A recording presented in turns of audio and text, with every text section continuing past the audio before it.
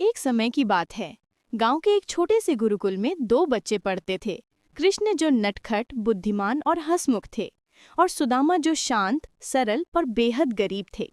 दोनों की दोस्ती इतनी गहरी थी कि पूरा गुरुकुल उनकी सच्चाई और प्रेम की मिसाल देता था। गुरुकुल में एक रात बहुत तेज आंधी आई। चारों ओर अंधेरा ही अंधेरा था। गुरु माँ ने बच्चों के लिए भोजन के लिए जंगल से लकड़ियां लाने को कहा। कृष्ण और सुदामा साथ गए। तेज हवा, बारिश, ठंड, सब कुछ डराने वाला था। सुदामा कांप रहे थे। कृष्ण ने उनकी ओर देखा और मुस्कुराते हुए अपना कंधा उनके ऊपर रख दिया। डरो मत सुदामा, जब तक मैं हूं तुम्हें कुछ नहीं होगा। उस दिन सुदामा के दिल में कृष्ण के लिए जो प्रेम जग गया, वो जीवन भर नहीं मिटा। कृष्ण द्वारिका के राजा बन गए, सोने के सिंहासन पर बैठने वाले, करोड़ों प्रजा के स्वामी। लेकिन सुदामा एक गरीब ब्राह्मण, घर में खाने को भी नहीं होता, बच्चे भूखे सो जाते। पत्नी ने एक दिन कहा, जाओ ना, अपने मित्र कृष्ण से मदद मांग लो, वो आज राजा हैं। सुदामा सोच में पड़ गए, क्या मैं दोस्ती के बदले उनसे कुछ मांग सकता हूँ?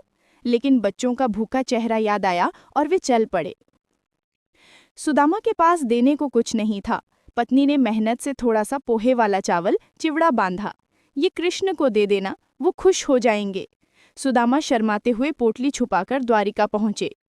जैसे ही कृष्ण ने सुना कि सुदामा आए हैं, वे सिंहासन से उछल पड़े, नंगे पैर दौड़ते हुए बाहर आए और सुदामा को गले से लगा लिया। कृष्ण की आंखें नम थीं। महल के सेवक हैरान, आज तो भगवान भी अपने बालमन में लौट आए हैं। सुदामा बार बार पोटली छुपाते रहे, पर कृष्ण ने मुस्कुराते हुए कहा, मेरे सुदामा, अपने इस दोस्त से कुछ छुपाओगे?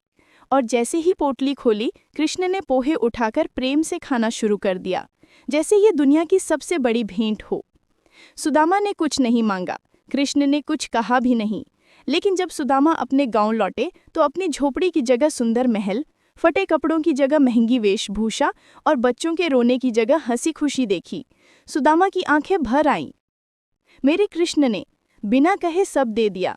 उनके दिल में यही बात लिखी रह गई कि जिस दोस्ती में स्वार्थ ना हो, वही प्रेम अमर बनती है।